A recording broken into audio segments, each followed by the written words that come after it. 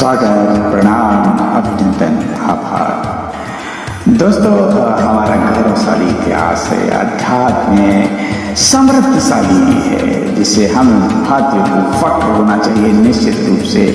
और ये पौराणिक मान्यताएं, कथाएं, प्रसंग जो है अद्भुत है, रोचक है, आश्चर्यचकित करने वाले हैं, आश्चर्य से भरपूर है। तो चलिए दोस्तों, आगे बढ़ते हैं। अपनी यात्राओं पर चल के लेकर के चलें आपको तो छोटे छोटे से प्रसंग जिनके बारे में मैं बताता चलता हूँ कि जो अब अगली कड़ी में मैं लेकर के आऊँगा कुछ एक और भी अद्भुत जानकारियाँ और रोचक प्रसंग जो शीघ्र ही ला रहा हूँ।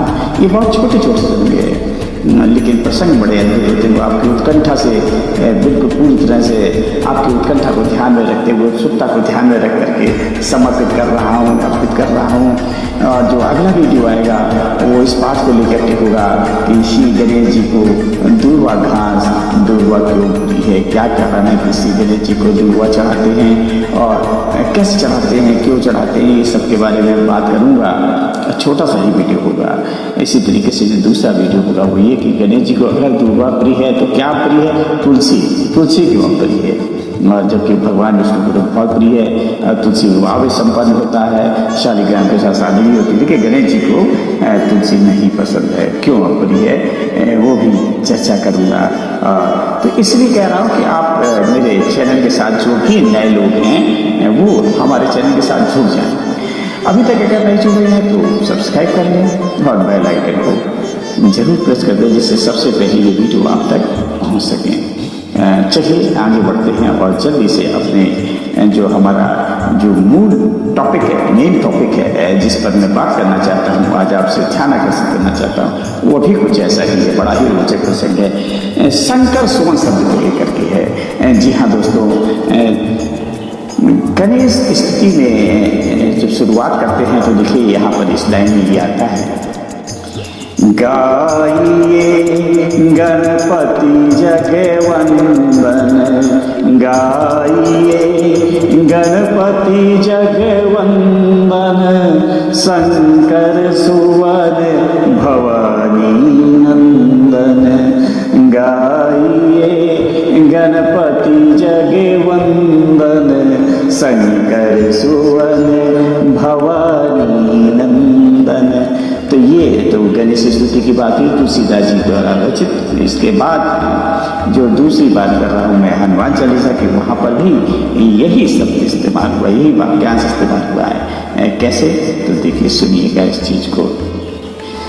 शंकर सुवन केसरी नंदन, तेज प्रताप महाजगवंदन, शंकर सुवन केसरी नंदन, तेज प्रताप महाजगवंदन, विद्यावान गुणी अति चातुर, राम काज करवे को आतुर। तो देखा दोस्तों, तो दो जगह प्रसंग में आ जाता है और दोनों जगह शंकर सुमन वाक्यांश का इस्तेमाल। तो क्या है, शंकर सुमन के दोनों जगह एक ही अर्थ है, अलग अलग है? कितना सटीक अर्थ हम जानते हैं, मानते हैं, और जो बहुतायत में बहुत प्रचलित है और इसमें मतांतर है, तो क्यों है, क्या है मतांतर?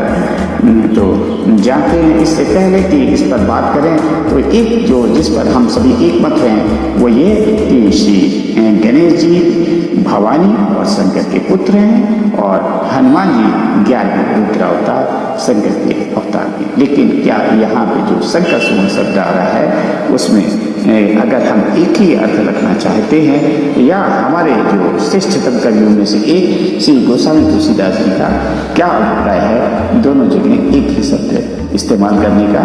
इन दोनों जगह पे दोनों ही रचनाएं तुलसीदास जी द्वारा, एक जगह गणेश स्तुति में और एक जगह हनुमान चालीसा में। तो चलिए सबसे पहले बात कर लेता हूँ श्री गणेश स्तुति की। गाइए गणपति जगवंदन, शंकर सुवन भवानी नंदन, श्वेत सदन गजबदन विनायक, कृपा सिंधु सुंदर सविनायक, यानी गाओ गाइए गणपति की स्तुति करें, जो संपूर्ण विश्व जग द्वारा वंदना को प्रणाम करने के योग्य हैं। वह पार्वती यानी भवानी के पुत्र नंदन और शिव यानी शंकर का तेज सुवन का शाब्दिक साहित्यिक अर्थ यहाँ पर लिया गया है। शंकर का तेज यानी तेज से लिया गया है। और वह एक सुंदर हाथी गज का चेहरा, बदन, बाधाओं का विनाशक विनायक और करुणा कृपा का प्रतिकार, सिंधु के साथ सिद्धि का अवतार है। तो दोस्तों यहाँ पर जो शंकर सुवन है, ये शब्द में जो है यहाँ पर जो इसका शब्द वाक्यांश है, इसमें जो शाब्दिक अर्थ साहित्यिक अर्थ ले गया है वह है तेज। अब मैं बात करूँगा हनुमान चालीसा में। हनुमान चालीसा में भी यही शंकर सुवन शब्द आता है। तो हनुमान चालीसा में आखिर शंकर सुवन शब्द का क्या साहित्यिक अर्थ है वो भी समझ लेते हैं।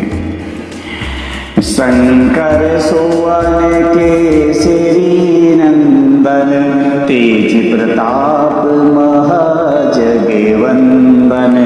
इसका अर्थ जो बहुधा लगाया जाता है, बहुत सारे लोग इसका अर्थ कहते हैं कि हे शंकर के अवतार, हे केसरी नंदन, आपके पराक्रम और महान यश की संसार भर में वंदना होती है। तो यहाँ हे शंकर के अवतार यानी शंकर सुवन की बात हो रही है। जी नहीं दोस्तों, यहाँ पे शंकर सुवन का गलत अर्थ लिया जा रहा है। शंकर सुवन का जो मैंने गणेश स्तुति में आपको अर्थ बताया वह है सुवन का तेज। सुवन का अर्थ ही तेज होता है।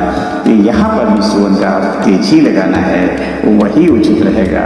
यहाँ पे भी हम यही कहेंगे कि शंकर का तेज और केसरी के नंदन। आखिर नंदन शब्द में दोनों को अलग अलग किया गया है। एक जगह केसरी नंदन कह के हनुमान जी की बात की गई है, तो दूसरी जगह भवानी नंदन कह के गणेश जी की बात की गई है।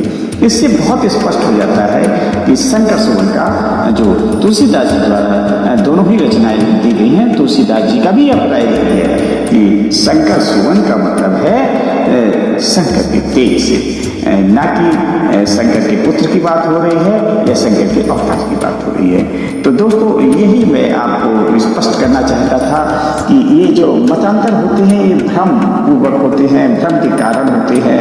और साहित्यिक और शाब्दिक अर्थ की विवेचना में जब हम फंस जाते हैं, जब हमें कोई मार्ग नहीं दिखाई पड़ता, तो हम अलग अलग तरीके से इसका इंटरप्रिटेशन कर देते हैं, अलग अलग तरीके से इसकी बात की व्याख्या कर देते हैं, व्याख्या को कहीं से कहीं ले जाते हैं। और लोगों के बीच में जब सही जानकारी नहीं होती है, जानकारी अपूर्ण होती है या कचरी होती है, तो अक्सर बातें कहीं से कहीं पहुंच जाती हैं।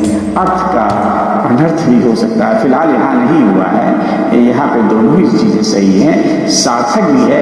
लेकिन यहाँ पे जो शंकर सुवन का मतलब है वह सुवन का मतलब है तेज, सुवन का अर्थ है तेज, और शंकर सुवन का मतलब है शंकर का तेज। दोनों ही जगह, चाहे गणेश स्तुति की बात कर रहे हो हम, और चाहे हम बात कर रहे हो हनुमान चालीसा की। तो दोस्तों अगले अंक में देखेंगे हम और आप, मैं और आप मिलकर हम देखेंगे क्या, हम देखेंगे कि गणेश जी को दूर्वा क्यों अर्पित की जाती है, क्यों प्रिय है गणेश जी को, क्या कारण था, इसके पीछे कौन सा कथा प्रसंग है, कौन सा वृतांत है, क्या है पौराणिक मान्यता, वह जानेंगे। और उसके अगले अंक फिर से हम एक बार जानेंगे कि तुलसी गणेश जी को क्यों नहीं प्रिय है, क्या कारण है कि वो तुलसी को नहीं पसंद करते, नापसंद है उनको तुलसी। तो इस बारे में जानेंगे। तो दोस्तों जुड़े रहिएगा, बने रहिएगा। जो भी नए हैं वो कृपया मेरे चैनल को सब्सक्राइब कर दें, जोड़ लें अपने आप को, मुझसे जुड़ जाएं और अपने साथ हमें भी शामिल कर लें, और बेल आइकन को जरूर ऑन करते प्रेस करते हैं, जिससे कि सबसे पहले उन तक ये खबर पहुंच जाए, उन तक ये वीडियो पहुंच जाए। तो दोस्तों बने रहिए, साथ देने के लिए धन्यवाद, और ऐसे ही देते रहिएगा और ऐसे ही जुड़े रहिएगा। हम सब मिलकर साथ साथ विकास करेंगे और आगे बढ़ेंगे, ये निश्चित है। तो प्रणाम, आभार एक बार फिर से आप सभी का दोस्तों। Thank you very much.